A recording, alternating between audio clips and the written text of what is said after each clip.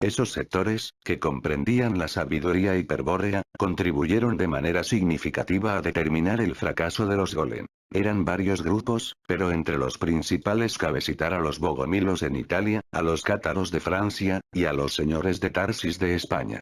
Los señores de Tarsis se habían hecho fuertes en España, tanto en la región musulmana como en la cristiana. En Turdes, conservaban su obispado y la propiedad de la villa, donde una parte de la familia permanecía todo el año. En Córdoba y en Toledo, vivían siempre los clérigos que se dedicaban a la enseñanza. Y en Cataluña y Aragón, e inclusive en varios países europeos, habitaban los que eran teólogos y doctores, y recibían la invitación de algún señor para oficiar de consejeros o instruir a las familias reales. Pero, allí donde estuviesen, los señores de Tarsis jamás olvidaban su destino, y todos los esfuerzos estaban puestos en obedecer aquellos dos principios jurados por los hombres de piedra: preservar la espada sabia y cumplir la misión familiar. Su prioridad era, pues, sobrevivir. Pero sobrevivir como estirpe, lo que obligaba a mantenerse permanentemente informados sobre la estrategia enemiga, puesto que uno de los objetivos estratégicos declarados por el enemigo exigía, justamente, el exterminio de la casa de Tarsis. En el siglo XIII, los señores de Tarsis tenían perfectamente en claro los planes de la Fraternidad Blanca y sabían cuán cerca estaban los golem de hacerlos realidad. Para oponerse a esos planes, sin arriesgar la seguridad de la estirpe, los señores de Tarsis comprendieron que necesitaban operar protegidos por una orden de la Iglesia, una orden que, desde luego, no estuviese controlada por los golem ni se rigiese por la regla benedictina. Por supuesto, no existía una orden semejante. El honor de fundarla, y salvar por su intermedio a la parte más sana del cristianismo, le correspondería a Santo Domingo. 20º día. Desde hoy voy a examinar, Dr. Siegnagel, la cuestión cátara, la más significativa de las producciones de la sabiduría hiperbórea que se opuso a los planes de la Fraternidad Blanca en el siglo XIII.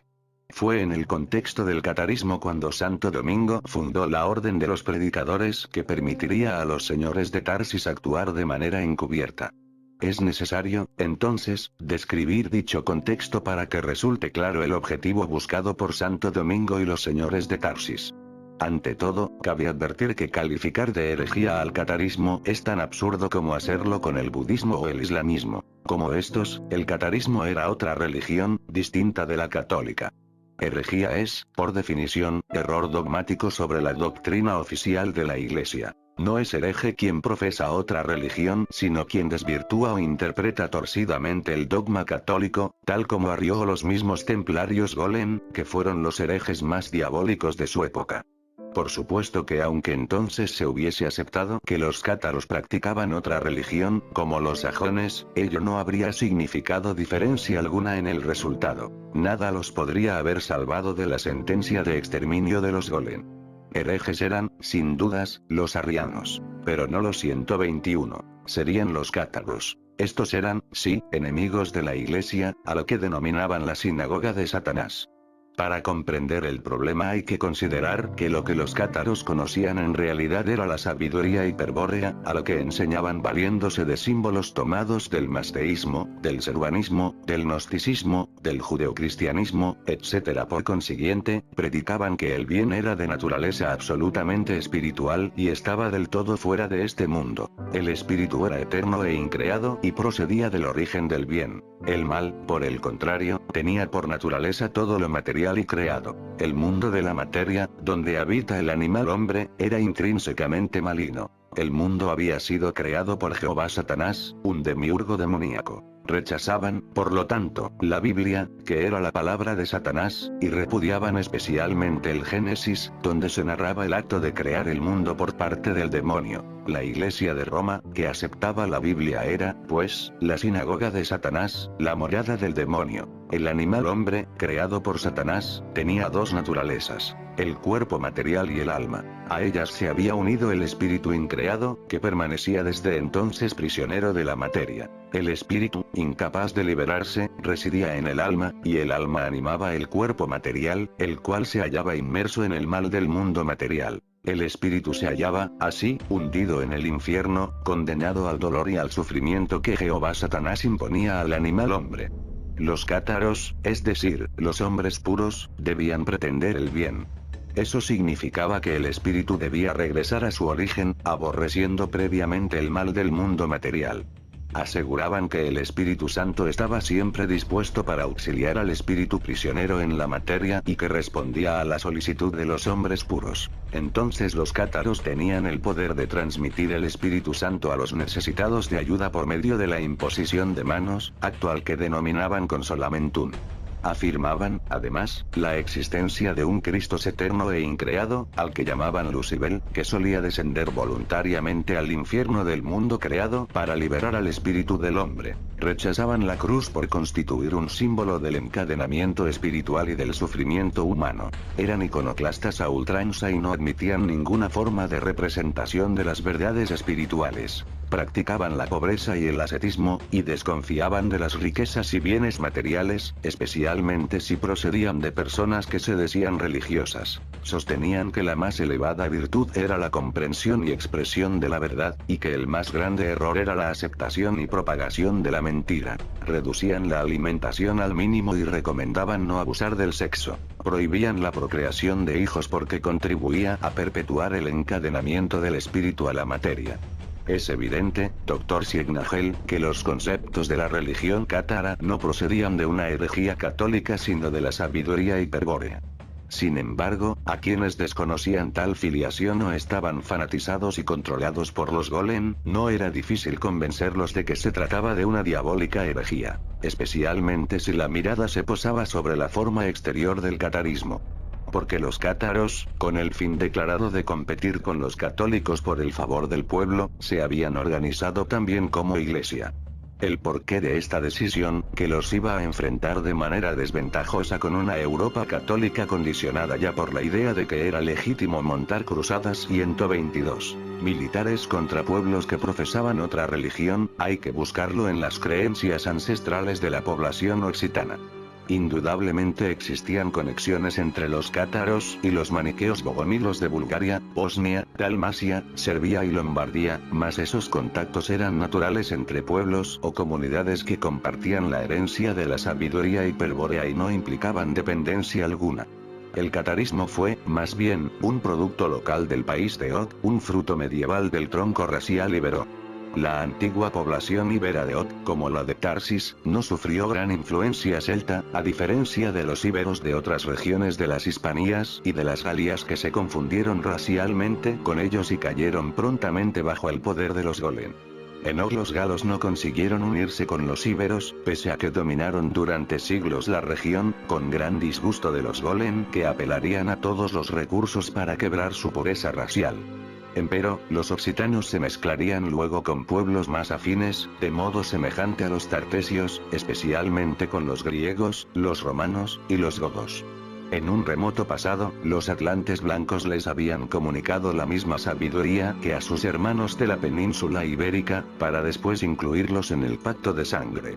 Poseyeron, pues, su propia piedra de Venus y la perdieron a manos de los golem cuando estos sacerdotes del pacto cultural favorecieron las invasiones de los volscos tectósagos y arecónicos, los bebrises, pelavos, gábalos y eluvios, además de instalarse en la costa mediterránea con los fenicios en sus colonias de Agde, Narbona y Port Vendres, que en principio se llamó Puerto de Astarte. Ahora bien, aparte de lo que ya recordé sobre la sabiduría de los íberos del pacto de sangre, hay que agregar aquí una leyenda particular que estaba bastante difundida entre los pirenaicos. Según la misma, los atlantes blancos habían depositado en una caverna de la región otra piedra de Venus, a lo que denominaban el Graal de Christus Lucifer. Aquella piedra, que trajera el enviado del Dios incognoscible, no ya para que reflejara el signo del origen a unos pocos iniciados, sino para vincular carismáticamente y liberar espiritualmente a toda una comunidad racial, solo sería hallada en momentos claves de la historia. Creían que el motivo era el siguiente. El Graal constituía una tabula regia imperialis, vale decir, el Graal informaba con exactitud quién era el rey de la sangre pura, a quien correspondía gobernar al pueblo por la virtud de su espiritualidad y su pureza racial. Pero el Graal tenía el poder de revelar el liderazgo comunicándolo carismáticamente en la sangre pura de la raza. No era necesaria la presencia física de la piedra de Venus para escuchar su mensaje. Empero, si la comunidad racial olvidaba el pacto de sangre, si caía bajo la influencia soporífera del pacto cultural, o si degradaba su sangre pura, entonces perdería la vinculación carismática, se desconcertaría, y erraría al elegir sus líderes raciales. Sobrevendrían malos reyes, débiles o tiranos, quizás sacerdotes del pacto cultural, que en todo caso, guiarían al pueblo hacia su destrucción racial. No obstante, aun cuando el pueblo estuviese dominado por el pacto cultural, la herencia hiperbórea de la sangre pura no podría ser fácilmente eclipsada y, en indeterminados momentos de la historia, ocurriría una coincidencia culturalmente acausal que pondría a todos los miembros de la raza en contacto carismático con el Graal. Entonces todos sabrían, sin duda alguna, quién sería el líder de la raza. 123. Se trataba de una doble acción del Graal. Por una parte, revelaba al pueblo quién era el verdadero líder de la sangre pura, sin que influyese para ello su situación social. Vale decir, fuese noble o plebeyo, rico o pobre, si el líder existía, todos sabrían quién era, todos lo reconocerían simultáneamente. Y por otra parte, apuntalaba al líder en su misión conductora, conectándolo carismáticamente con los miembros de la raza en virtud del origen común. En el origen, toda la raza de los espíritus hiperbóreos estaría unida, pues el Graal, justamente, sería un reflejo del origen. Por la gracia del Graal, el líder racial aparecería ante el pueblo dotado de un carisma evidente, innegable e irresistible. Exhibiría claramente el poder del espíritu increado y daría pruebas de su autoridad racial. Y ello no podría ser de otro modo puesto que, por el origen, volvería a estar a las órdenes del gran jefe de la raza del espíritu, el señor del honor absoluto y de la belleza increada, Christus Lucifero Lucibel. El devenir de la historia, el avance inexorable de los pueblos culturalmente dominados por la estrategia de la fraternidad blanca en dirección a las tinieblas del Kali Yuga, causaría la manifestación cada vez más fuerte de las potencias de la materia. Por lo tanto, los líderes raciales que eventualmente surgiesen del pueblo, deberían demostrar un poder espiritual cada vez mayor para enfrentarse a tales fuerzas demoníacas. La consecuencia de esto sería que el enfrentamiento entre la espiritualidad emergente de la pureza racial y la degradación de la cultura materialista se iría tornando más y más intenso hasta llegar, naturalmente, a una batalla final donde el conflicto se dirimiría definitivamente. Ello coincidiría con el fin del Kali Yuga. Entretanto, vendrían esos momentos de la historia en los que el Graal podría ser nuevamente encontrado y revelaría al líder de la raza. Claro que en los últimos milenios, por estar la raza cada vez más hundida en la estrategia del pacto cultural, los sucesivos líderes raciales habrían de ser consecuentemente más poderosos, vale decir, habrían de ser líderes imperiales, guerreros sabios que intentarían fundar el imperio universal del espíritu. Quien lo consiguiese, libraría al pueblo de la estrategia del pacto cultural, de los sacerdotes del culto, y de todo culto. Construiría una sociedad basada en la aristocracia de la sangre pura, en los señores de la sangre y de la tierra, como la que, sabiamente, procuraría impulsar Federico II Hohenstaufen. Y aquí llegamos a la causa oculta de la expansión cátara en el siglo XII. En aquel tiempo existía la convicción generalizada entre los occitanos, incomprensible para quienes carecían de pureza racial o desconocían la sabiduría hiperbórea, de que estaba próximo a llegar, o había llegado, uno de esos momentos de la historia en los que surgiría el líder racial, el emperador universal del espíritu y de la sangre pura. Era un presentimiento común que brotaba de una fibra íntima y unía a todos en la seguridad del advenimiento regio. Y esa unidad espontánea era causa de profundas transformaciones sociales. Parecía como si los esfuerzos enteros del pueblo se hubiesen de pronto coordinado en una empresa espiritual conjunta, en un proyecto cuya realización permanente era la generación de la brillante civilización de hoy. La poesía, la música, la danza, el canto coral, la literatura, alcanzaban allí gran esplendor, mientras se desarrollaba una lengua romance de exquisita precisión semántica, muy diferente al idioma más bárbaro de los francos del este. Era la lengua de Oco-Languedoc, que dio nombre al país del Languedoc. En la estructura de esa civilización naciente, como uno de sus elementos 124 fundamentales, iba a surgir el catarismo, que ya no sería entonces una herejía católica, como pretendía la Iglesia Golem, ni una religión trasplantada del Asia Menor, como pretenden otros. Por el contrario, el catarismo era la expresión formal de la religión que existía a priori en la sociedad occitana. Era el Graal, así lo creían todos, el que religaba la sociedad occitana y constituía el fundamento de la religión cátara. Pero el Graal, al comunicar la próxima venida del Emperador Universal, anunciaba también la guerra, el inevitable conflicto que su presencia plantearía a las potencias de la materia, quizá la batalla final si los tiempos estaban maduros para ello. El momento histórico de la aparición del Graal exigía, pues, una especial predisposición del pueblo para afrontar la crisis que fatalmente sucedería. Era tiempo del despertamiento espiritual y del renunciamiento material, de discriminar claramente entre el todo del espíritu y la nada de la materia. Ahora entenderá usted, Dr. Signagel, por qué los cátaros se organizaron como iglesia y se dedicaron a predicar públicamente la sabiduría hiperbórea. Estaban preparando al pueblo para el momento histórico, estaban fortaleciendo su voluntad y procurando que adquiriese el estado de gracia que los tiempos exigían. Si advenía el Emperador Universal, Christus Lucifer estaría más cerca que nunca del espíritu cautivo en el hombre, favoreciendo su liberación. Por eso los cátaros anunciaban la inminente llegada de Lucibel, y alentaban al pueblo a olvidar el mundo de la materia y clavar los ojos interiores solo en él.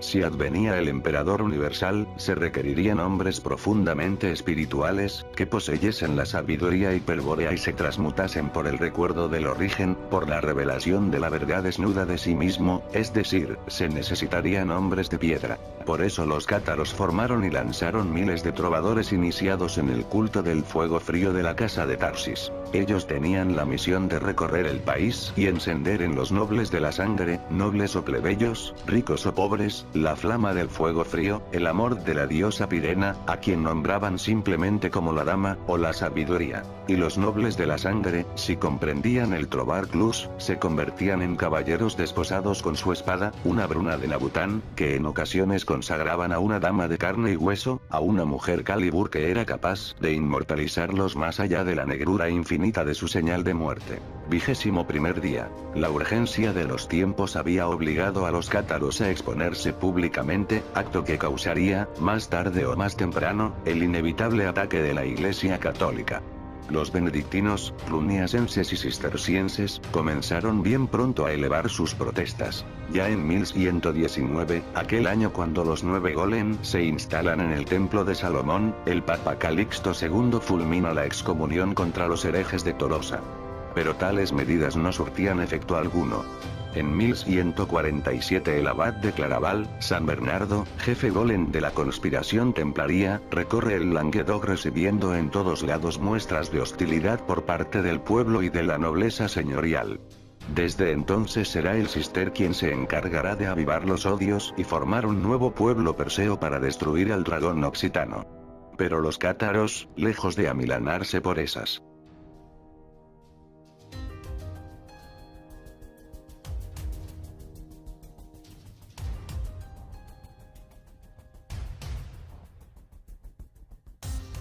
amenazas, convocan en 1167 un concilio general en St. Félix de Caramán. Allí resuelven repartir el país, del mismo modo que la Iglesia Católica, en obispados y parroquias. La Iglesia cátara, entonces, se organizaba en base a obispos, presbíteros, diáconos, hermanos mayores, hermanos menores, etc. y daba argumentos superficiales a los que sustentaban la acusación de herejía. Empero, desde el punto de vista interno, solo existían dos grupos, los creyentes y los elegidos. Los creyentes constituían la masa de quienes simpatizaban con el catarismo o profesaban su fe, mas sin alcanzar la iniciación del Espíritu Santo que caracterizaba a los elegidos. Estos últimos, en cambio, habían sido purificados por el Espíritu Santo y por eso los creyentes los llamaban puros, o sea, cátaros. Habrá que aclarar que la iniciación al misterio cátaro, siendo un acto social como toda iniciación, se diferenciaba de las iniciaciones a los misterios antiguos en que la forma ritual estaba reducida al mínimo. En efecto, los cátaros, los hombres puros o iniciados, tenían el poder de comunicar el Espíritu Santo a los creyentes por medio de la imposición de manos, con lo cual este podría convertirse también en un cátaro. Para que tal milagro ocurriera se necesitaba disponer de una cámara hiperbórea, en la que el creyente se situaba y recibía el consolamentum de manos del hombre puro. Mas la cámara hiperbórea no era ninguna construcción material, como los templos de los golem, sino un concepto de la sabiduría hiperbórea de los atlantes blancos cuya realización constituía un secreto celosamente guardado por los cátaros. Para su aclaración, Dr. Signagel, le diré que consistía en los mismos principios que ya expliqué en el tercer día como fundamentos del modo de vida estratégico, es decir, el principio de la ocupación, el principio del cerco, y el principio de la muralla estratégica. En el concepto de la cámara hiperbórea intervienen los tres principios mencionados, y su realización podía efectuarse en cualquier sitio, aunque, repito, la técnica lítica, que solamente requería la distribución espacial de unas pocas piedras sin tallar, era secreta. Así, con solo unas piedras y sus manos, los cátaros iniciaban a los creyentes en el misterio del espíritu increado, y como verdaderos representantes del pacto de sangre, oponían de este modo la sabiduría al culto, la muralla estratégica al templo. Pero si la forma ritual era mínima, el proceso espiritual consecuente alcanzaba la máxima intensidad durante la iniciación cátara. El creyente era consolado interiormente, es decir, era sostenido por el espíritu, y se convertía en elegido. Mas, ¿elegido por quién? Por sí mismo. Porque los iniciados cátaros son los autoconvocados para liberar su espíritu, los que se han elegido a sí mismo para alcanzar el origen y existir. El creyente, pues, no sería elegido por los cátaros, ni su transmutación dependería solo del consolamentum, sino que su propio espíritu se elegía y se investía a sí mismo de pureza al situarse estratégicamente bajo la influencia carismática de los hombres puros. La iglesia cátara carecía de rituales, de templos, y de sacramentos. Los cátaros solo se permitían la predicación, la exposición del Evangelio de Cristo luz y vela a todo hombre creyente. Y resultaba que la infatigable prédica extendía el catarismo día a día, como una epidemia, por el país de Languedoc, causando la consiguiente alarma de la Iglesia católica, que veía sus templos vacíos y sus 126 sacerdotes despreciados y agraviados. Los hombres puros atribuían el éxito a la proximidad del momento histórico en que aparecería el Graal.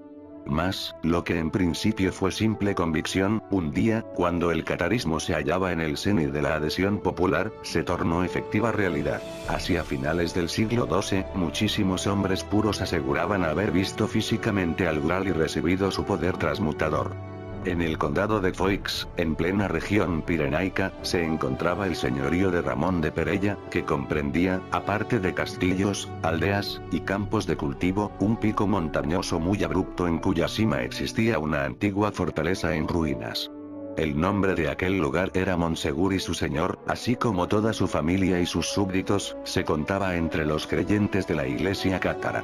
En el año 1202 los hombres puros solicitaron a Ramón de Perella que hiciese construir en Monsegur un extraño edificio de piedra de forma pentagonal asimétrica, impropia para la defensa, inadecuada para habitar, estéticamente chocante. La obra estaba concebida, sin embargo, de acuerdo a la más alta estrategia hiperbórea. Su función no tenía nada que ver con la defensa, la vivienda, o la belleza, sino con el Graal, con la manifestación física del Graal. Monsegur sería un área de referencia desde la cual los iniciados podrían localizar el Graal, inclusive, aproximarse físicamente a él.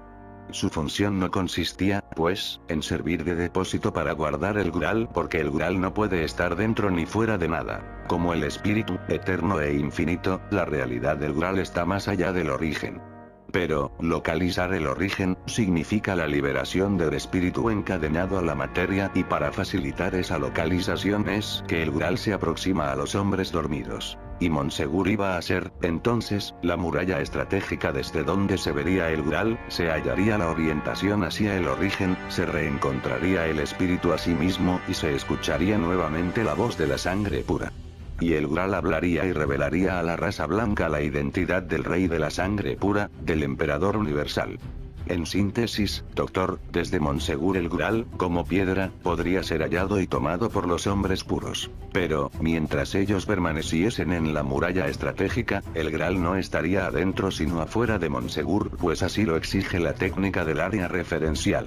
En cambio, una vez tomado afuera, podría ser transportado si se lo desease a cualquier otro sitio, pues la referencia se conservaría mientras existiese en el área referencial cercada y los iniciados que la operan. Naturalmente, el Graal puede ser localizado, siempre, desde cualquier lugar que constituya una plaza liberada en el espacio del enemigo, un área ocupada a las potencias de la materia según las técnicas de la sabiduría hiperbórea de los atlantes blancos, un sitio donde no actúe la ilusión del gran engaño. Sí, doctor. Desde un área estratégica semejante, en todo lugar, los iniciados hiperbóreos, sean guerreros sabios, hombres de piedra, u hombres puros, siempre que lo deseen podrán hallar el Graal de Cristos Lucifer.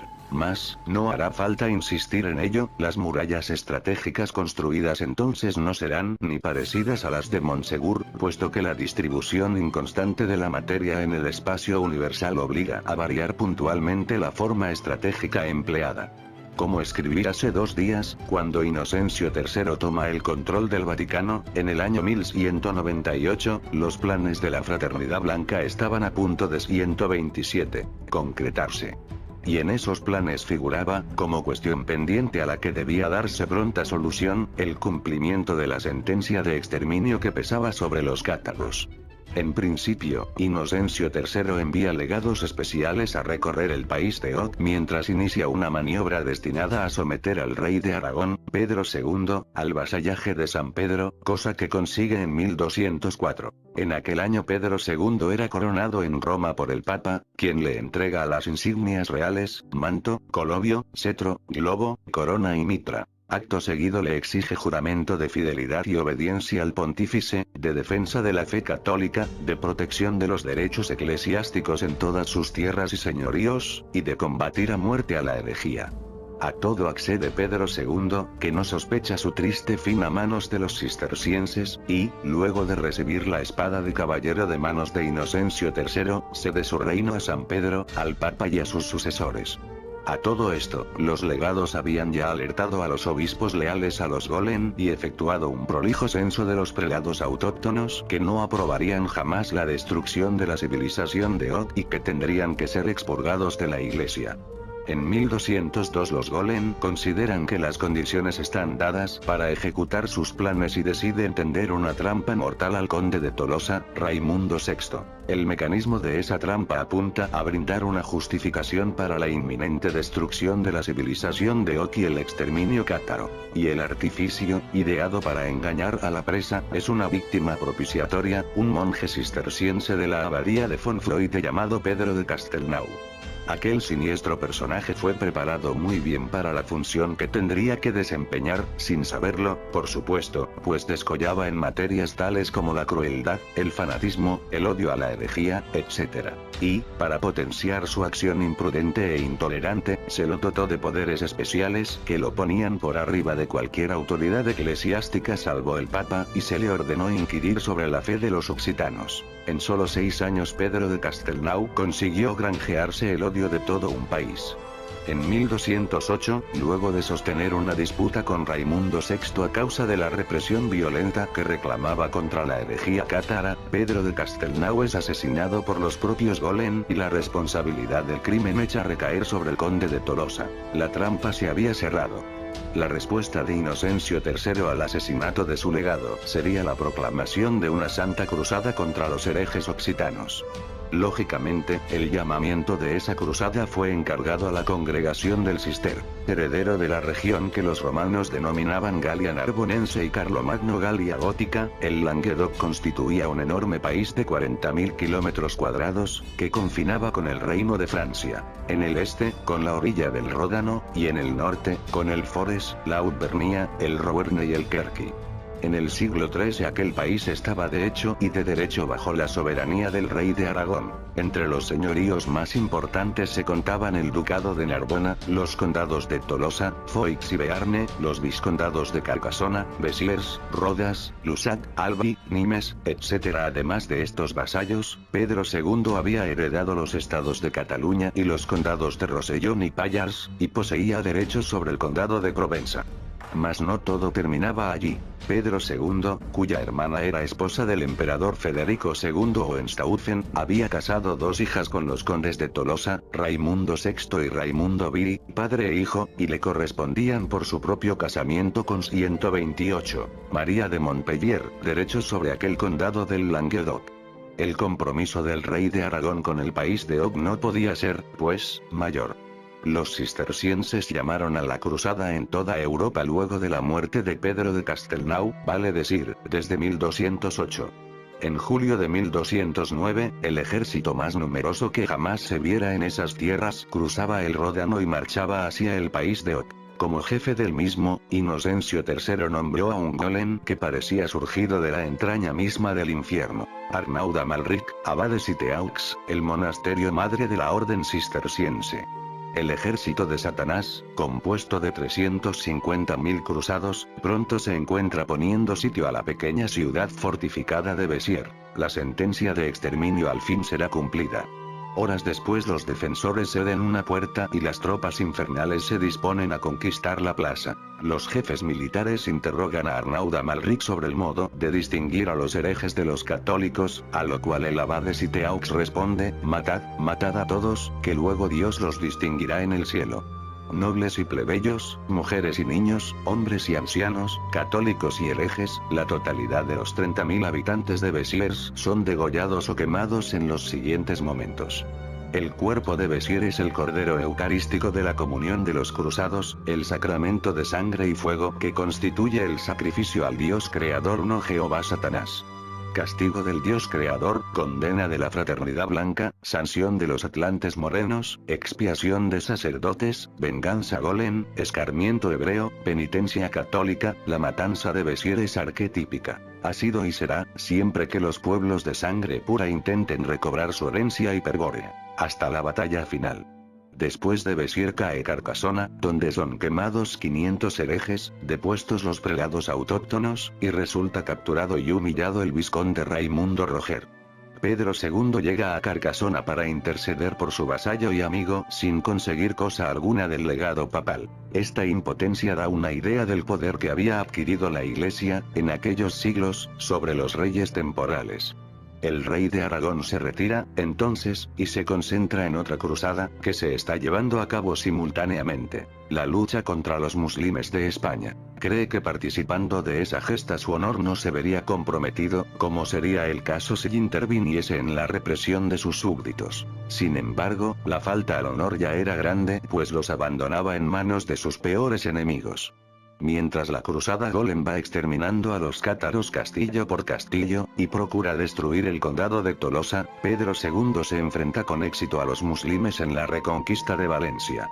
Retorna, al fin, a Narbona, donde se reúne con los condes cátaros de Tolosa y de Foix, y con el jefe militar de la cruzada, Simón de Montfort, y los legados papales. Nuevamente, nada consigue, pero esta vez es puesta en duda su condición de católico y amenazado con la excomunión. Termina aceptando la represión indiscriminada y confirmando la rapiña efectuada por Simón. Conviene en que, si los condes de Tolosa y Foix no apostasiaban del catarismo, esos títulos le serían transferidos. Entonces Pedro II creía que la cruzada solo perseguía el fin de la herejía y que su soberanía sobre el Languedoc no sería cuestionada. Es así que, como prueba de buena fe, arregla el casamiento de su hijo Jaime con la hija de Simón de Montfort. Pero Jaime, el futuro rey de Aragón Jaime I el Conquistador, tiene solo 2 años. Pedro II se lo entrega a Simón para su educación, es decir, como rehén, y este se apresura a situarlo tras los muros de Carcasona. 129. A continuación, Pedro II se une a la lucha contra los almohades, junto al rey de Castilla Alfonso VIII, y permanece 2 años dedicado a la reconquista de España. Luego de cumplir un destacado papel en la batalla de las Navas de Tolosa, regresa a Aragón, donde le espera la triste sorpresa de que los cruzados de Cristo se han repartido sus tierras y amenazan con solicitar la protección del rey de Francia. Arnaud d'Amalric, el abad de Citeaux, es ahora duque de Narbona, y Simón de Montfort conde de Tolosa. Finaliza 1212 cuando Pedro II reclama a Inocencio y por la acción de conquista abierta que los cruzados están llevando a cabo en su país. El Papa trata de entretenerlo para dar tiempo a los golem de completar la aniquilación del catarismo y la destrucción de la civilización de Og, pero, ante la insistencia del monarca aragonés, acaba por mostrar su verdadero juego y le excomulga. Así, Inocencio III, que en 1204 lo coronara y nombrara gonfaloniero, es decir, alférez mayor de la Iglesia, ahora consideraba que él también era un hereje. Pero sería una ingenuidad esperar que un golem, solo interesado en cumplir con los planes satánicos de la Fraternidad Blanca, hubiese actuado de manera diferente. De pronto Pedro II lo comprende todo y marcha con un ejército improvisado a socorrer al conde Raimundo VI en el sitio de Tolosa. Pero ya es tarde para combatir a los poderes infernales. Quien ha vivido cerrando los ojos a la verdad se ha vuelto débil para sostener la mirada del gran engañador. Pedro II ha reaccionado pero sus fuerzas solo le alcanzan para morir. Es lo que hace en la batalla de Muret contra Simón de Montfort, en septiembre de 1213. Muere incomprensiblemente, en medio de un gran desastre estratégico, en el que resulta destruido el ejército aragonés y sepultada definitivamente la última esperanza de la Occitania cátara. 22º día. Como Tartesos, como Sajonia, como el país de Og, los pueblos de sangre pura han de pagar un duro tributo por oponer la sabiduría hiperbórea al culto del Dios Uno. La cruzada contra los cátaros y otros herejes del Languedoc continuaría, con algunas interrupciones, durante 30 años más. Miles y miles de occitanos acabarían en la hoguera, pero al final el país de Og iría retornando lentamente al seno de la Madre Iglesia. En 1218 muere Simón de Montfort durante un sitio a Tolosa, que había sido reconquistada por Raimundo VII. Su hijo Amauric, careciendo de la vocación de verdugo golem que en tan alto grado poseía Simón, termina por vender los derechos del condado de Tolosa al rey de Francia Luis VIII, con lo cual los capetos legalizan la intervención y concluirán por quedarse con todo el país. Pero esto no era casual. La ocupación franca del Languedoc constituía un objetivo impostergable de la estrategia golem, principalmente porque permitiría prohibir la maravillosa lengua de Og, la lengua de la herejía, en favor del francés medieval, la lengua de los benedictinos, cluniacenses, cistercienses y templarios. Aquella sustitución lingüística sería el golpe de gracia para la cultura de los trovadores, como las hogueras lo habían sido del catarismo. Sumando la destrucción de la civilización de Og a las restantes grandes obras realizadas por Inocencio III durante su reinado eclesiástico, se entiende que al morir, en 1216, haya supuesto que los planes de la Fraternidad Blanca estaban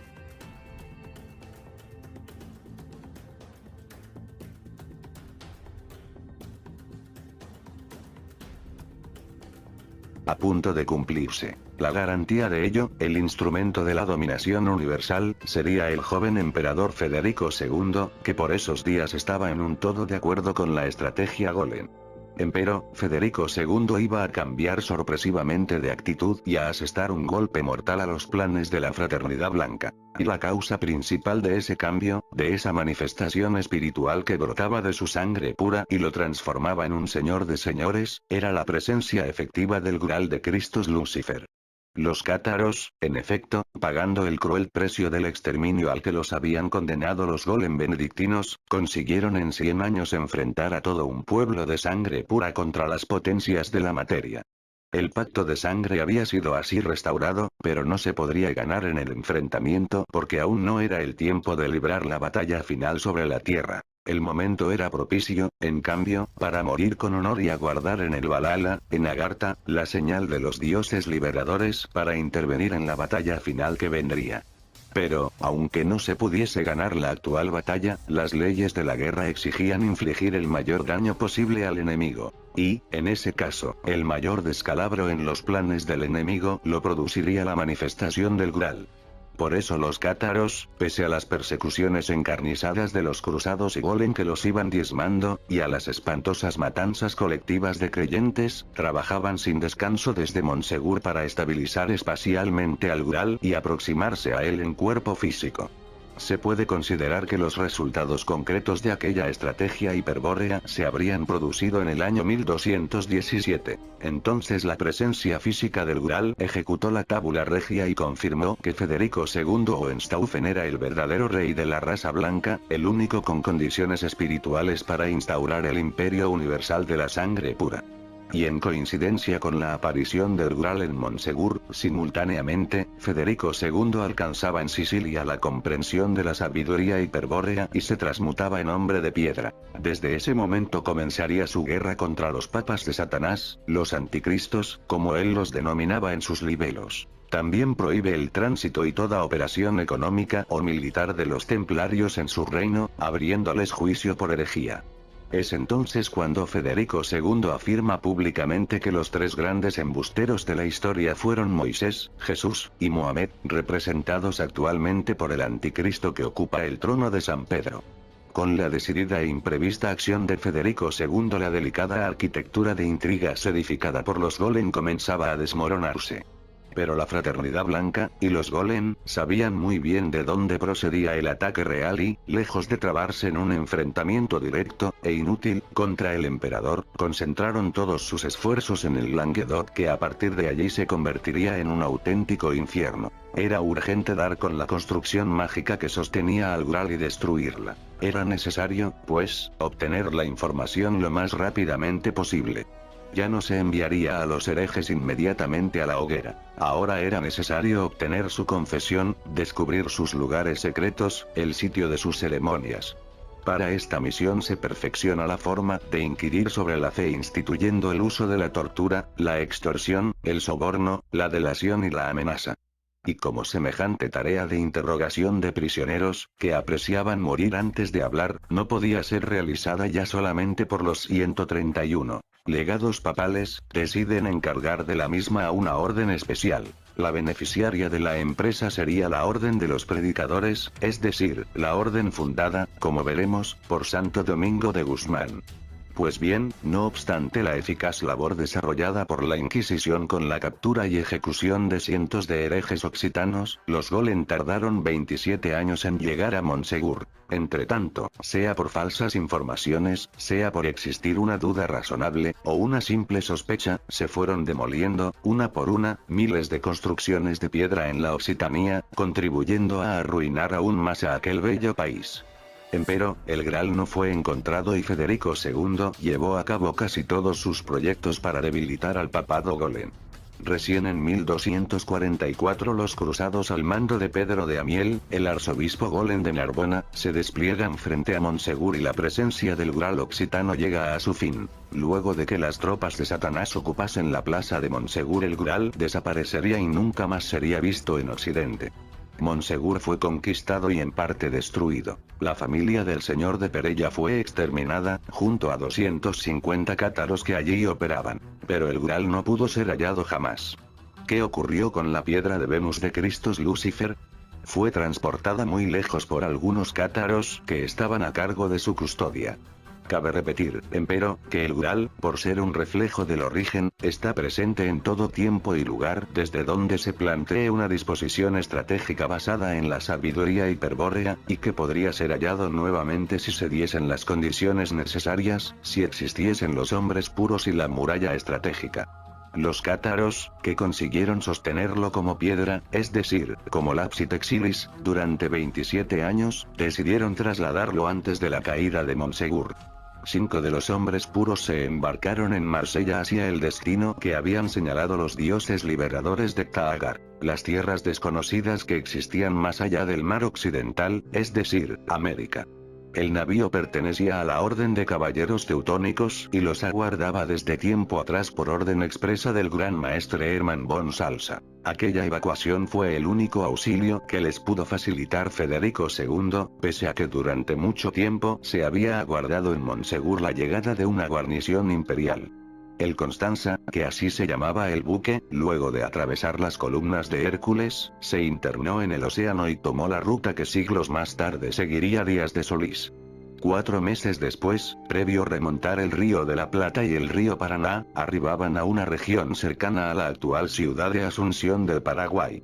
El mapa que empleaban los caballeros teutónicos procedía de la lejana Pomerania, uno de los países del norte de Europa, que estaban conquistando por mandato del emperador Federico II. Existía allí un pueblo de origen danés que navegaba hacia América y poseía una colonia en el lugar a donde se había dirigido el Constanza. Aquellos vikingos comerciaban con unos parientes que, según ellos, se habían hecho reyes de una gran nación que quedaba tras las altas cumbres nevadas del poniente. Un país separado de la colonia por extensas e impenetrables selvas, que no sería otro más que el imperio incaico. En el Constanza venían algunos daneses que conocían el dialecto hablado por los colonos. 132. Hallaron la colonia en el sitio indicado y allí desembarcaron los hombres puros, para cumplir su objetivo de dar adecuado resguardo físico al Ural mediante la construcción de una muralla estratégica. El barco de la Orden Teutónica partió, tiempo después, pero los hombres puros ya no regresarían nunca a Europa. En cambio trabajaron durante años, ayudados por los colonos y los indios guayaquis, hasta completar una asombrosa edificación subterránea en una de las laderas del Cerro Corá. La presencia física del Ural estaba ahora asegurada, pues se lo había referido de tal modo a la construcción que su estabilidad espacial resultaba suficiente para permanecer muchos siglos en ese sitio, hasta que otros hombres puros lo buscasen y encontrasen. Naturalmente, los templarios, alertados en Europa por la Fraternidad Blanca, no tardaron en partir en persecución de los cátaros. Ellos navegaban habitualmente a América desde los puertos de Normandía, a donde disponían de una poderosa flota, pues necesitaban acumular metales preciosos, especialmente plata, para bancar a la futura sinarquía financiera, metales que en América se obtenían fácilmente. Unos años después de los sucesos narrados, cayeron los templarios en la colonia vikinga y pasaron a todos sus habitantes a cuchillo. Mas el Ural, nuevamente, no apareció. Los Golem no olvidarían el episodio y luego, en plena conquista de América por España, una legión de jesuitas, herederos naturales de los benedictinos y templarios, se asentaría en la región para intentar localizar y robar la piedra de Venus.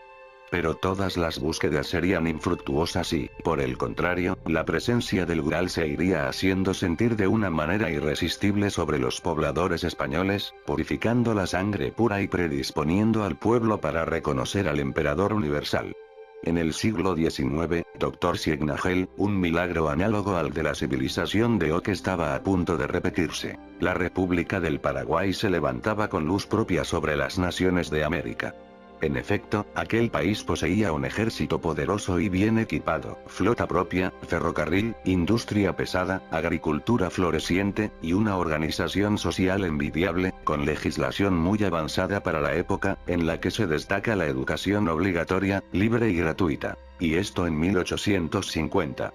La población era aguerrida y orgullosa de su estirpe, y sabía admirar la espiritualidad y el valor de sus jefes.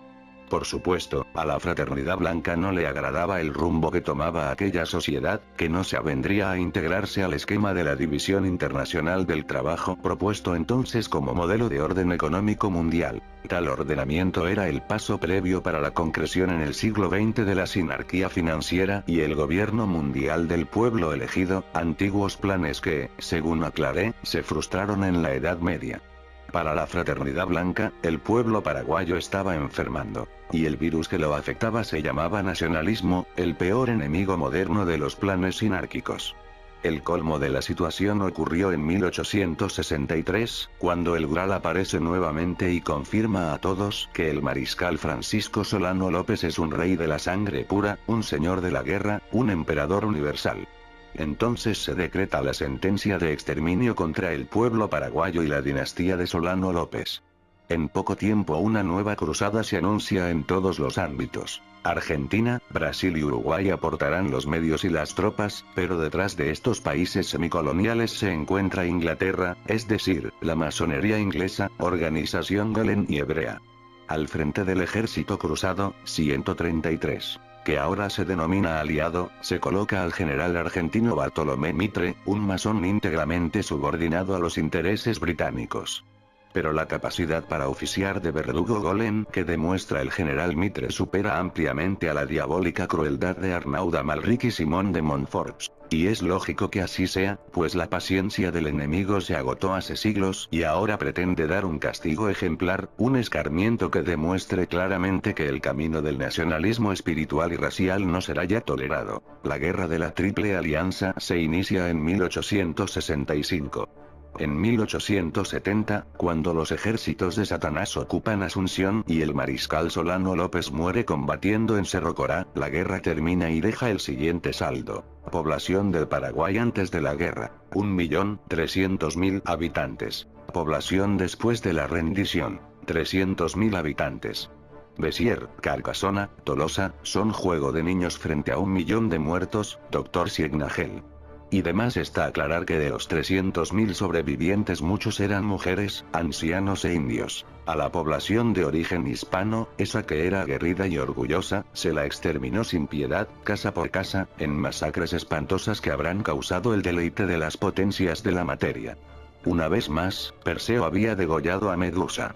1 millón de heroicos paraguayos, junto a su jefe de la sangre pura, fue el sacrificio que las fuerzas satánicas ofrendaron al Dios Uno en el siglo XIX, en aquel remoto país de América del Sur, a donde, sin embargo, se manifestó la presencia transmutadora del Graal de Christus Lucifer. Bartolomé Mitre. Mariscal Francisco Solano López.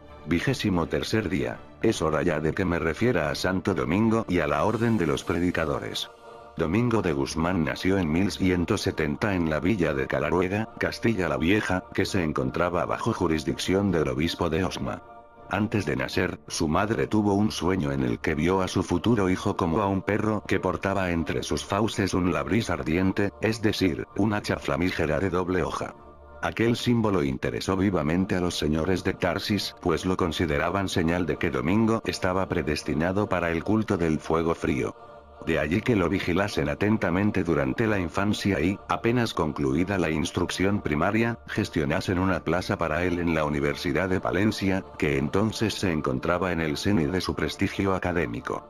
El 134. Motivo era claro. En Palencia enseñaba teología el célebre obispo Pedro de Tarsis, más conocido por el apodo de Petreño, quien gozaba de confianza ilimitada por parte del rey Alfonso VIII, del cual era uno de sus principales consejeros. Lo ocurrido 50 años antes a su primo, el obispo Lupo, era una advertencia que no se podía pasar por alto y por eso Petreño vivía tras los muros de la universidad, en una casa muy modesta pero que tenía la ventaja de estar provista de una pequeña capilla privada. Allí tenía, para su contemplación, una reproducción de Nuestra Señora de la Gruta. En esa capilla, Petreño inició a Domingo de Guzmán en el misterio del fuego frío, y fue tan grande la transmutación operada en él, que pronto se convirtió en un hombre de piedra, en un iniciado hiperbóreo dotado de enormes poderes taumatúrgicos y no menor sabiduría. Tan profunda era la devoción de Domingo de Guzmán por Nuestra Señora de la Gruta que, se decía, la mismísima Virgen Santa respondía al monje en sus oraciones. Fue él quien comunicó a Petreño que había visto a Nuestra Señora de la Gruta con un collar de rosas. Entonces Petreño indicó que aquel ornamento equivalía al collar de caneos de Fria Calibur. Fria Calibur, vista afuera de sí mismo, aparecía vestida de muerte y lucía el collar con los caneos de sus amantes asesinados. Los caneos eran las cuentas con las palabras del engaño. En cambio Fria vista en el fondo de sí mismo, tras su velo de muerte que la presenta terrible para el alma, era la verdad desnuda del Espíritu Eterno, la Virgen de Agartha de belleza absoluta e inmaculada. Sería natural que ella luciese un collar de rosas en las que cada pimpollo representase a los corazones de aquellos que la habían amado con el fuego frío. Domingo quedó intensamente cautivado con esa visión y no se detuvo hasta inventar el rosario, que consistía en un cordón donde se hallaban ensartadas, pero fijas, 3 juegos de 16 bolitas amasadas con pétalos de rosa, las 16, 13 más 3 cuentas, correspondían a los misterios de la Virgen. El rosario de Santo Domingo se utiliza para pronunciar ordenadamente oraciones, o mantras, que van produciendo un estado místico en el devoto de la Virgen y acaban por encender el fuego frío en el corazón. no debe sorprender que mencione 16 misterios de la Virgen y hoy se los tenga por 15, ni que varíe el número de cuentas del rosario, ni que hoy día se asocie el rosario a los misterios de Jesucristo y se hayan ocultado los misterios de Nuestra Señora del Niño de Piedra, pues toda la obra de Santo Domingo ha sido sistemáticamente deformada y tergiversada, tanto por los enemigos de su orden, como por los traidores que han existido en cantidad y existen, en cantidad aún mayor, dentro de ella. Domingo llegó a dictar la cátedra de Sagrada Escritura en la Universidad de Palencia, pero su natural vocación por la predicación, y su deseo por divulgar el uso del rosario, lo condujeron a difundir la doctrina cristiana y el culto a Nuestra Señora del Rosario en las regiones más apartadas de Castilla y Aragón. En esa acción descolló lo suficiente como para convencer a los señores de Tarsis de que estaban ante el hombre indicado para fundar la primera orden anti-golem de la historia de la Iglesia. Domingo era capaz de vivir en extrema pobreza, sabía predicar y despertar la fe en Cristo y la Virgen, daba muestras de verdadera santidad, y sorprendía con su inspirada sabiduría. A él sería difícil negar el derecho de congregar a quienes creían en su obra.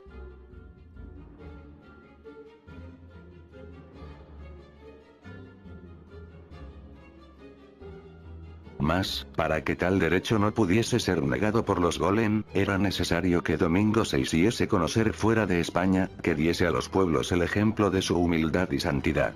El obispo de Osma, Diego de Acevedo, que compartía secretamente las ideas de los señores de Tarsis, decidió que el mejor lugar para enviar a Domingo era el sur de Francia, la región que en ese momento se encontraba agitada por un enfrentamiento con la Iglesia. La gran mayoría de la población occitana se había volcado a la religión cátara, que según la Iglesia constituía una abominable herejía, y sin que los benedictinos del Cluny y del Cister, tan poderosos en el resto de Francia, hubiesen podido impedirlo.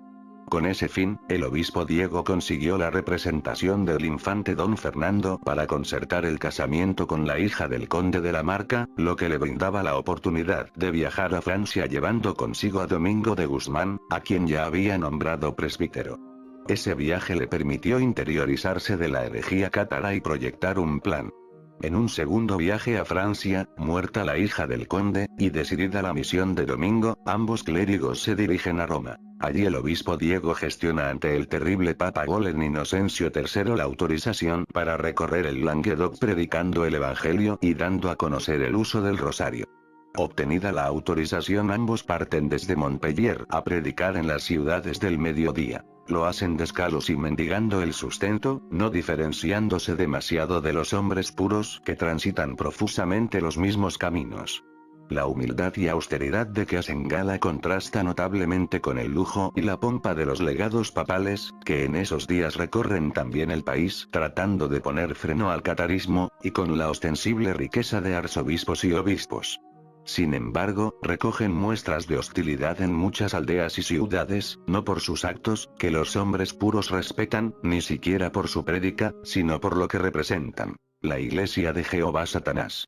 Pero aquellos resultados estaban previstos de antemano por Petreño y Diego de Osma, que habían impartido instrucciones precisas a Domingo sobre la estrategia a seguir. El punto de vista de los señores de Tarsis era el siguiente. Observando desde España la actitud abiertamente combativa asumida por el pueblo de Oc hacia los sacerdotes de Jehová Satanás, y considerando la experiencia que la casa de Tarsis tenía sobre situaciones semejantes, la conclusión evidente indicaba que la consecuencia sería la destrucción, la ruina, y el exterminio.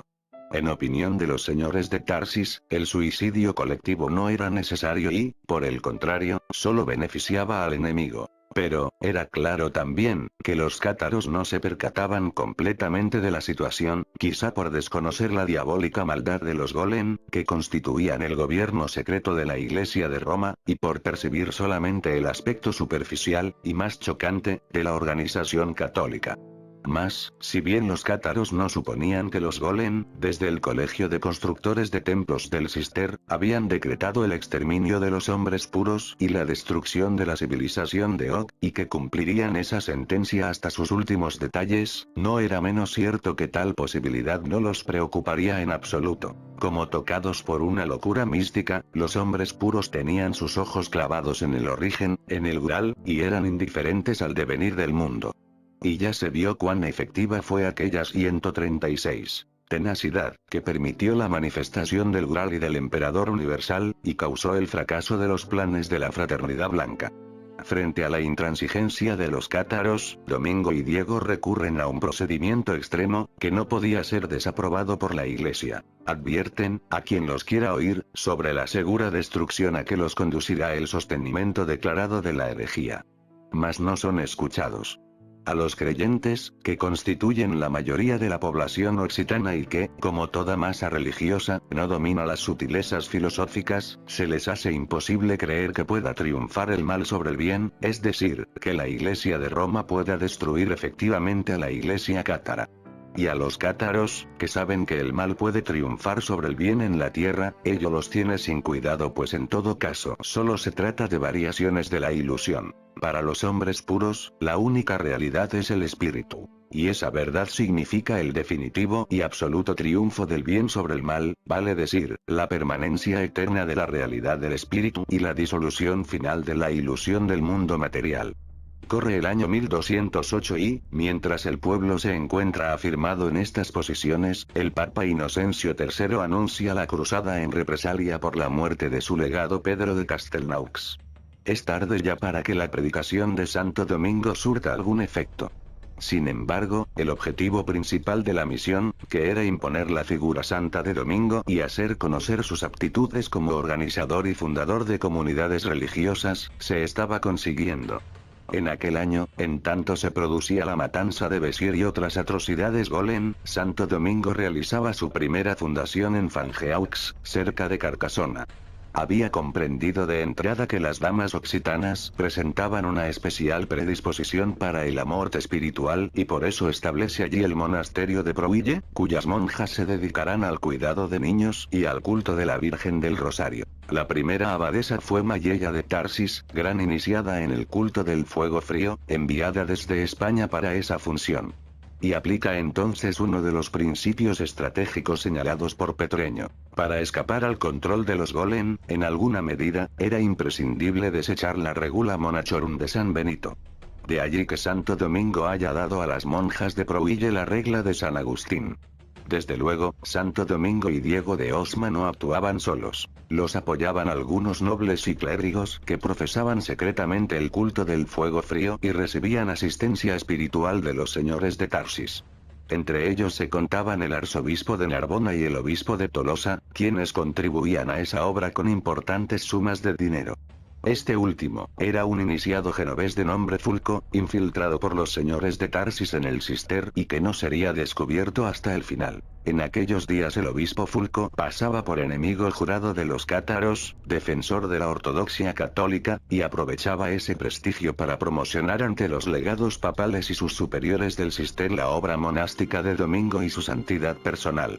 En los años siguientes, Santo Domingo intenta llevar a cabo el plan de Petreño y funda una hermandad semilaica, al tipo de las órdenes de caballería, llamada Militia Christi, de la cual habría de salir la Tertius Ordo de Paenitentia Sancti Dominici, cuyos miembros fueron conocidos como monjes terciarios. Pero pronto esta organización se mostró ineficaz para los objetivos buscados y se tuvo que pensar en algo más perfecto y de mayor alcance. Durante varios años se planificó la nueva orden, tomando en consideración las 137 experiencia recogida y la formidable tarea que se proponía llevar a cabo, esto es, luchar contra la estrategia de los golem. Colaboraban con Santo Domingo en tales proyectos un grupo de 16 iniciados, procedentes de distintos lugares del Languedoc que se reunía periódicamente en Tolosa, entre los cuales se contaba el obispo Fulco. Como fruto de aquellas especulaciones se decidió que lo más conveniente era crear un círculo hiperbóreo encubierto por una orden católica. El círculo sería una sociedad supersecreta dirigida por los señores de Tarsis, que funcionaría dentro de la nueva orden monástica. Solo así, concluían, se conciliaría el objetivo buscado con el principio de la seguridad. Aquel grupo secreto, integrado en un comienzo solo por los 16 iniciados que he mencionado, se denominó Circulus Dominicanis, es decir, Círculo de los Señores del Perro. Tal nombre se explica recordando el sueño premonitorio de la madre de Domingo de Guzmán, en el cual su futuro hijo aparecía como un perro que portaba un hacha flamígera, y considerando que para los iniciados en el fuego frío el perro era una representación del alma y el señor, por excelencia, era el espíritu. En todo iniciado hiperbóreo el espíritu debía dominar al alma y asumir la función de señor del perro. De allí la denominación adoptada para el círculo de iniciados, que además tenía la ventaja de confundirse con el nombre de Dominicani, es decir, dominicos, que el pueblo daba a los monjes de Domingo de Guzmán. Cabe agregar que ser señor del perro en la mística del fuego frío es análogo a ser señor del caballo, o sea caballero, en la mística de la caballería, donde el alma se simboliza por el caballo. Uno de los iniciados, Pedro Selladi, había donado varias casas en Tolosa. Unas fueron destinadas a lugares secretos de reunión del círculo y otras se adoptaron para el uso de la futura orden. Cuando todo estuvo listo, se procuró obtener la autorización de Inocencio III para la fundación de una orden de predicadores mendicantes, semejante a la formada por San Francisco de Asís en 1210. A esta orden Inocencio III la había aprobado de inmediato, pero la nueva solicitud provenía ahora de Tolosa, un país en guerra santa en el que todo el mundo era sospechoso de herejía. Y se debía proceder con cautela. El plan era ambicioso, pero solo la personalidad incuestionable de Santo Domingo allanaría todas las dificultades, tal como lo había hecho el propio San Francisco. No hay que olvidar que los Golem controlaban todo el monacato occidental desde la orden benedictina y eran hostiles a la creación de nuevas órdenes independientes. La oportunidad se presentó recién en 1215, cuando el obispo Fulco fue convocado al Cuarto Concilio General de Letrán y llevó consigo a Santo Domingo. Allí tropezaron con la negativa cerrada de Inocencio III, quien, como es sabido, solo se dio luego de soñar que la Basílica de Letrán, amenazando derrumbarse, era sostenida por los hombros de Domingo de Guzmán. Empero, su autorización fue meramente verbal, aunque perfectamente legal, y se limitó a aceptar la regla de San Agustín reformada propuesta por Domingo y a recomendar la misión de luchar contra la herejía. Luego de la muerte de Inocencio III, en 1216, Honorio I da la aprobación definitiva de la Orden de Predicadores Ordo Praedicatorum y permite su expansión, ya que por entonces solo poseía los monasterios de Prouille y Tolosa. De entrada ingresan en la orden todos los clérigos de la Casa de Tarsis que, como dije, eran en su gran mayoría, profesores universitarios, arrastrando consigo a muchos otros 138 sabios y eruditos de la época. En poco tiempo, pues, la orden se transformó en una organización apta para la enseñanza de alto nivel, no obstante que el primer capítulo general reunido en Bolonia, en 1220, declaró que se trataba de una orden mendicante, con menor rigor en la pobreza que la de San Francisco. Santo Domingo falleció en 1221, dejando el control de la orden en manos de un iniciado de sangre pura, el maestre general Beato Jordán de Sajonia. Ahora bien, en aquel momento los Golem estaban pugnando por conseguir la institucionalización de una inquisición sistemática de la herejía que les permitiese interrogar a cualquier sospechoso y obtener la información conducente al sitio del Graal. Si tal institución era confiada a los benedictinos, como se pretendía, el fin de la estrategia cátara sería más rápido de lo previsto, no dando tiempo a que Federico II realizase sus planes de arruinar al papado Golem. De allí la insistencia y la elocuencia desplegada por los dominicos para presentarse como la orden más apta para desempeñar aquella siniestra función. Pero los dominicos tenían algunas ventajas reales sobre los benedictinos. Constituían no solo una orden local, autóctona del Languedoc donde los benedictinos habían perdido influencia hacía tiempo, sino que también disponían de monjes con gran instrucción teológica, adecuados para analizar las declaraciones que la Inquisición de la fe requería. Los dominicos disponían de indudable capacidad de movilización en el Languedoc y cuando los Golem se convencieron de que la nueva orden se advendría a su control y permitiría el ingreso de sus propios inquisidores, aprobaron también la concesión. En 1224 el emperador Federico II, que no obstante estar ya enfrentado con el papado, tenía en claro la situación del Languedoc y la necesidad de apoyar a la orden de predicadores, renueva mediante una ley imperial la antigua legislación romana que consideraba a los cultos no oficiales crimen de lesa majestad, es decir, pasibles de la pena de muerte. En este caso la ley se aplicaría a la represión de la herejía. En 1231, a pesar de que ya estaban funcionando de hecho, el Papa Gregorio IX instituye los tribunales especiales de la Inquisición y confía su oficio a las órdenes de Santo Domingo y San Francisco, esta última a instancia de Fray Elías, un agente secreto de Federico II en la orden franciscana, que sería ministro general de 1232 a 1239, y que al final, descubierto por los Golem, se pasaría abiertamente al bando gibelino. Empero, al poco tiempo solo quedarían los dominicos a cargo de la Inquisición. Tienen que quedar en claro dos hechos al evaluar el paso dado por la Orden de Santo Domingo al aceptar la responsabilidad de la Inquisición. Uno es que ello representaba el mal menor para los cátaros, puesto que la represión ejecutada directamente por los Golem hubiese sido terriblemente más efectiva, como se comprobó en Béziers, y que de ese modo se conseguiría, al menos, sabotear la búsqueda del Graal y retrasar la caída de Montsegur, objetivo que se alcanzó en gran medida. Y el otro hecho es que los señores de Tarsis eran perfectamente conscientes que la orden sería infiltrada por los Golem y que estos abrirían las puertas a los personajes más crueles y fanáticos de la ortodoxia católica, quienes destruirían sin piedad ni remordimiento a los cátaros y a su obra. Y aún así el balance indicaba que sería preferible correr ese riesgo a permitir que los Golem se desempeñasen por su cuenta. A los inquisidores más fanáticos, que pronto actuarían dentro de la orden, no se los podía obstaculizar abiertamente, pues ello alertaría a los Golem.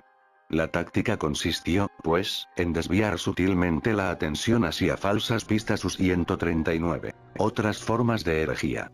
En el primer caso, en efecto, los señores del perro lograron que, bajo el cargo de herejía, se liquidasen con la hoguera la totalidad de los criminales, ladrones, degenerados y prostitutas del Languedoc. Estos, naturalmente, jamás aportaron dato alguno que sirviese a los Golem, aunque se les hizo confesar la herejía mediante la tortura.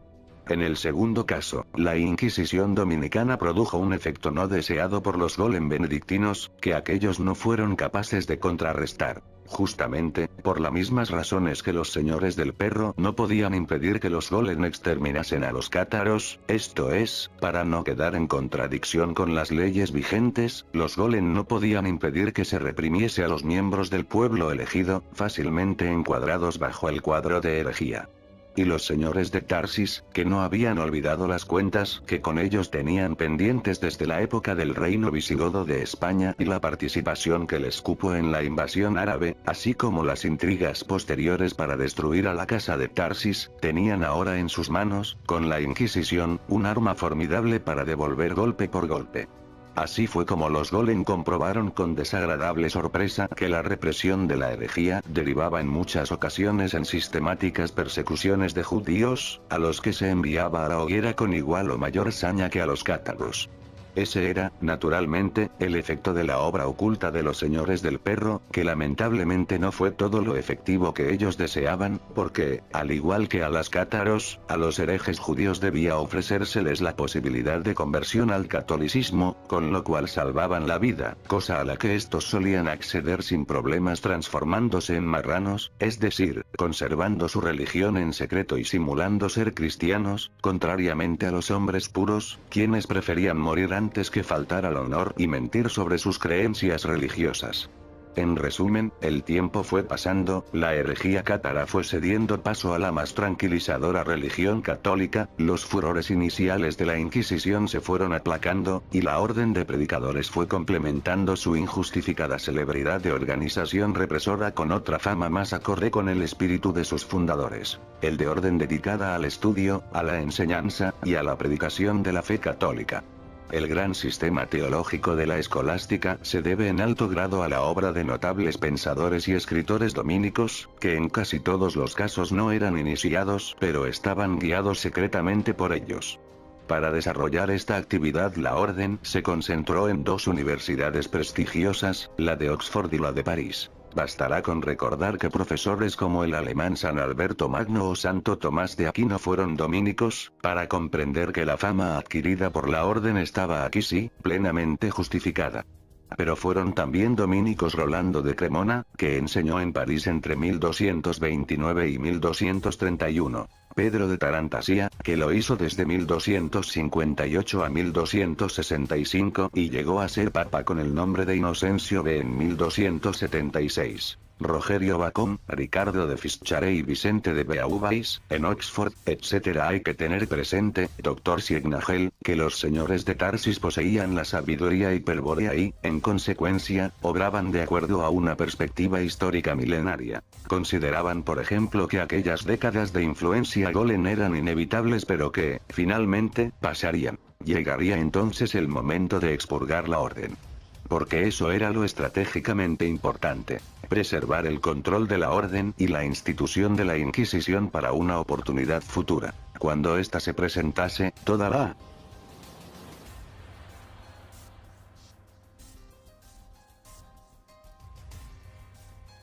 fuerza del horror y la represión desatada por los golem cistercienses, como en un golpe de jiu-jitsu, podría ser vuelta en contra de sus propios generadores. Y nadie se sentiría ofendido por ello, especialmente en el Languedoc.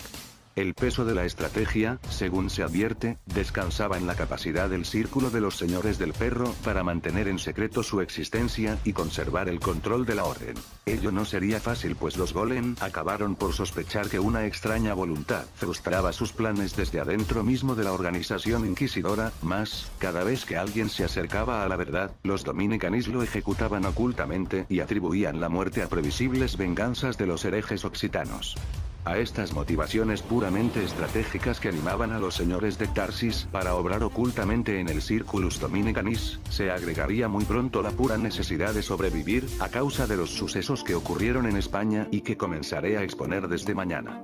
Como se verá, la destrucción de la Orden Templaria, y con ello el efectivo fracaso de los planes sinárquicos de la Fraternidad Blanca, se convertiría en una cuestión de vida o muerte para la Casa de Tarsis. La última estrategia del Circulus nos llevará a aquella causa exotérica del fracaso de los planes enemigos, que fue Felipe IV, y a la cual me referí hace 4 días. 24º día. Mientras la orden de predicadores se desarrollaba de acuerdo a los planes de los señores de Tarsis, algo terrible iba a ocurrir en España: el regreso de Vera y Birsa. Y poco faltó, Dr. Signagel, para que aquel acontecimiento no significara el fin de la Casa de Tarsis. A continuación, mostraré cómo sucedieron los hechos. Recuerde, doctor, que la antigua Onuba, ciudad mayor de la Turdetania, se encontraba desde el siglo VIII bajo la dominación árabe, quienes la denominaban Huelva. En el año 1011 era cabeza de uno de los reinos de Taifas, siendo su primer soberano Abu Said Mohamed Ben Ayyub, seguido de Abul Musab Abd al-Aziz. Pero en 1051 fue prontamente anexionada al reino de Sevilla y así permaneció hasta 1248.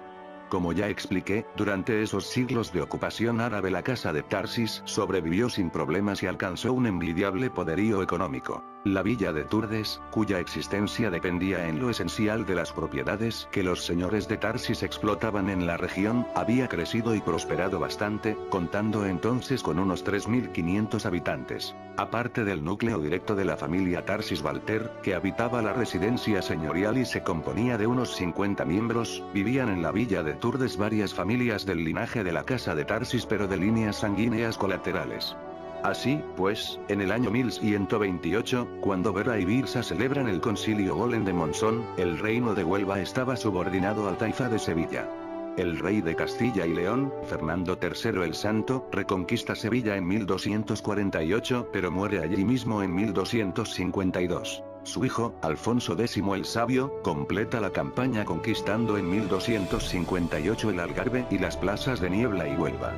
Dio el rey esta región como dote de su hija natural Beatriz, quien la unió a la corona de 141, Portugal al casarse con Alfonso III.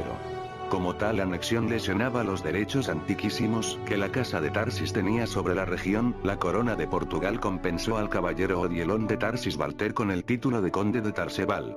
En verdad, en el escudo de armas que Portugal entregó a la Casa de Tarsis, se hallaba inscripta en jefe la leyenda, con Tars Edval, con la que se abreviaba el título conde de Tarsis y Walter. La posterior lectura directa de la leyenda terminó por aglutinar las sílabas de la abreviatura y formar aquella palabra Tarsebal que identificó a la Casa de Tarsis en los siglos siguientes. El diseño de aquel blasón fue el producto de una ardua negociación entre Odielón y los heraldos portugueses, en la que el nuevo conde impuso su punto de vista apelando a la diferencia de lengua y a una explicación antojadiza de los emblemas solicitados.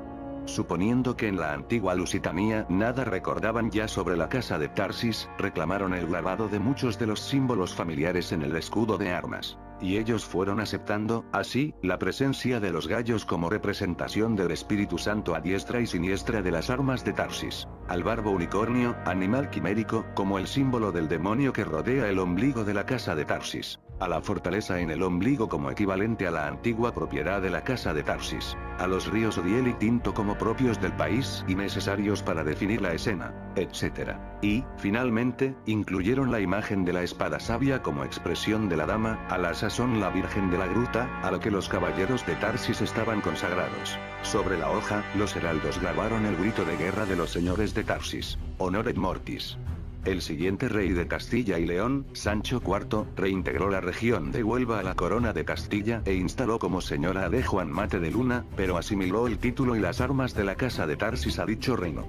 Como veremos enseguida, el condado de Tarsebal, víctima de gran mortandad años antes, estaba entonces enfeudado por un caballero catalán, quien había cedido derechos de su floreciente condado mediterráneo a cambio de aquellas lejanas comarcas andaluzas. Había transcurrido más de un siglo desde que Vera y Birsa ordenaron a los Golem ejecutar dos misiones: cumplir la sentencia de exterminio que pesaba sobre los cátaros y edificar un castillo templario en Aracena.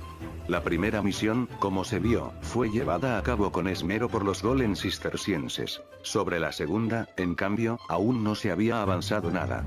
Mientras Fernando III el Santo reconquista Sevilla en 1248, y su hijo Alfonso X el Sabio se apodera en 1258 del Algarve y Huelva, el rey Sancho II de Portugal, poco antes de morir en 1248, conquista Aracena, plaza que pasa a integrar la corona de Castilla en 1252.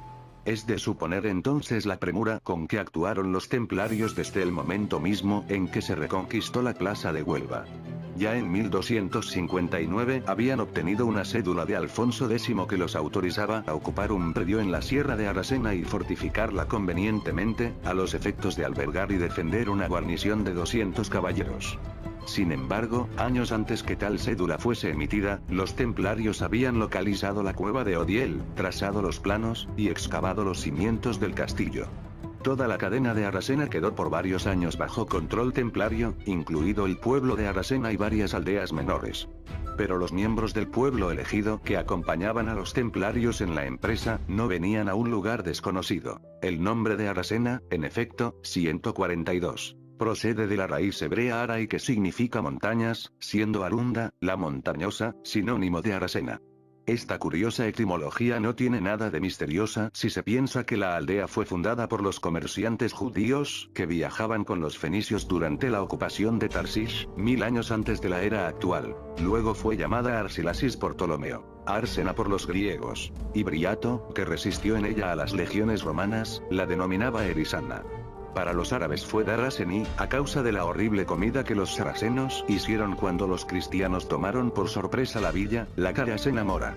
A partir de 1259, se despacharon tropas hacia Aracena desde muchas plazas de España y aún de Francia, de suerte que durante la construcción del castillo permanecieron acampados 2000 caballeros asistidos por 3000 hermanos sirvientes.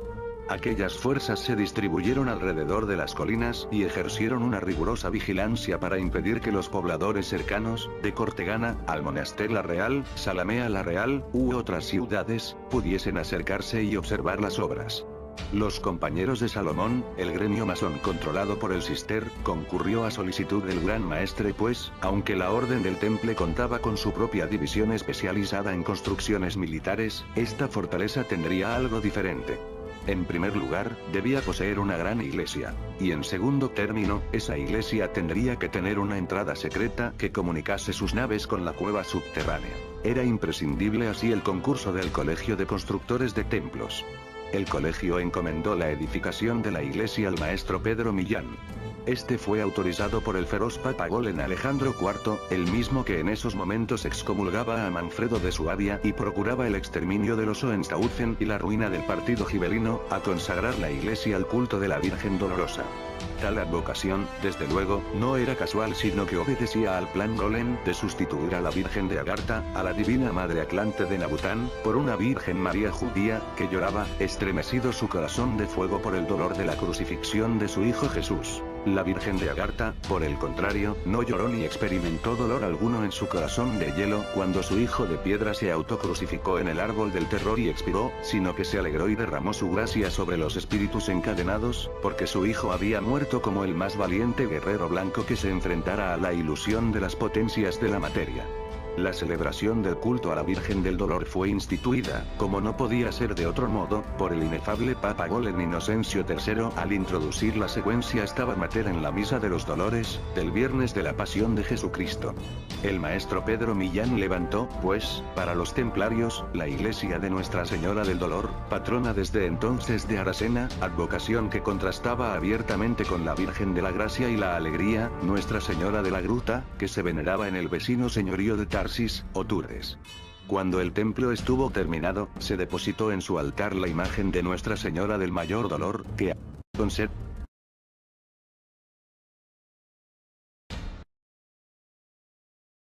febrilmente en la construcción del castillo, alzado junto a la iglesia, a 700 mts de altura, cercando con murallas y foso una plaza adyacente a una torre mudéjar.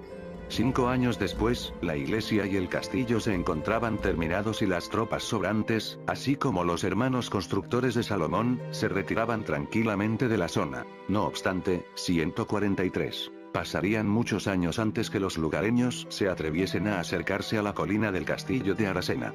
Pero esta tarea no fue todo lo que emprendieron los templarios contra la casa de Tarsis en esos años. El castillo de Aracena era una obligación impuesta por los inmortales, a lo que habían dado fiel cumplimiento. Ahora esperarían pacientes el regreso de Vera y Birsa para que ellos lo empleasen en sus planes.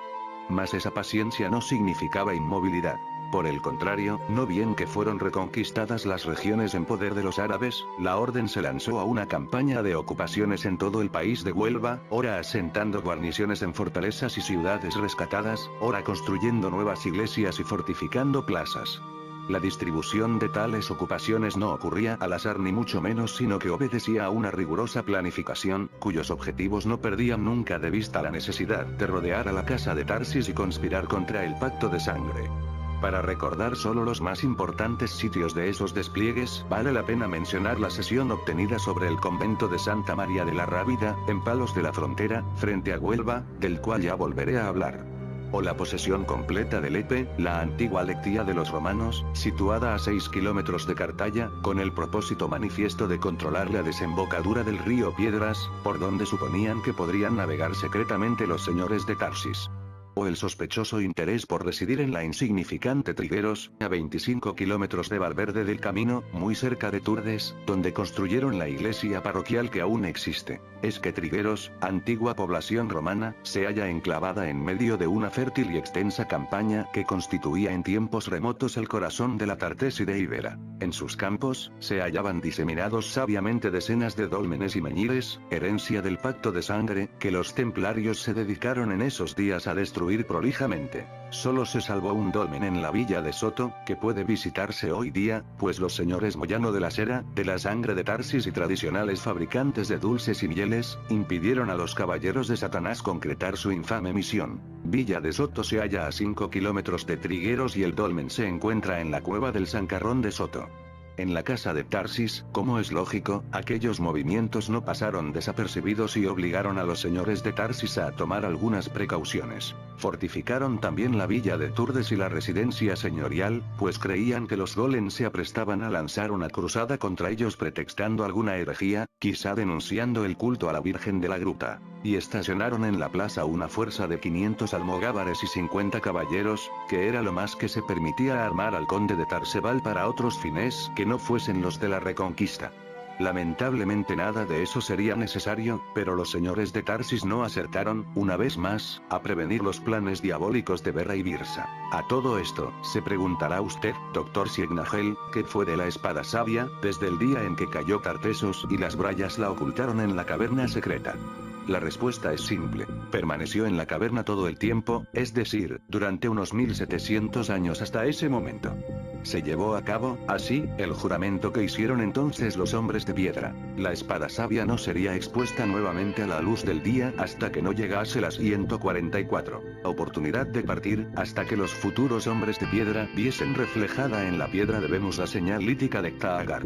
Para ello, los señores de Tarsis establecieron que una guardia debía permanecer perpetuamente junto a la espada sabia, lo que no siempre fue posible debido a que solo algunos iniciados eran capaces de ingresar en la caverna secreta. Como recordará Doctor, la entrada secreta estaba sellada por las brunas de Nabután desde la época de los Atlantes Blancos y resultaba imposible localizarla a todo aquel que no fuese un iniciado hiperbóreo. Las brunas eran signos increados y solo podían ser percibidas y comprendidas por quienes dispusiesen de la sabiduría del espíritu increado, es decir, por los iniciados en el misterio de la sangre pura, por los hombres de piedra, por los guerreros sabios. Sin embargo, salvo algunos cortos y oscuros periodos, la casa de Tarsis nunca dejó de producir iniciados aptos para ejercer la guardia de la espada sabia. Pero ya no eran tan numerosos como en los tiempos de Tartesos, cuando el culto del fuego frío se practicaba a la luz de la luna y existía un colegio de hierofantes. En los siglos siguientes, hubo que ocultar la verdad del fuego frío a los romanos, visigodos, árabes y católicos, reduciéndose la celebración del culto al ámbito estrictamente familiar. Inclusive, dentro de aquel ámbito familiar reservado, se debía convocar solo a quienes demostraban una conveniente predisposición gnóstica para afrontar la prueba del fuego frío, que en nada había cambiado y seguía siendo tan terrorífica y mortal como antes. Salvo esos períodos que mencioné, durante los que no hubo ningún miembro de la casa de Tarsis capaz de ingresar en la caverna secreta, lo normal era la formación mínima de 2 iniciados por siglo, en las peores épocas, y de 5 o 6 en las más prolíferas.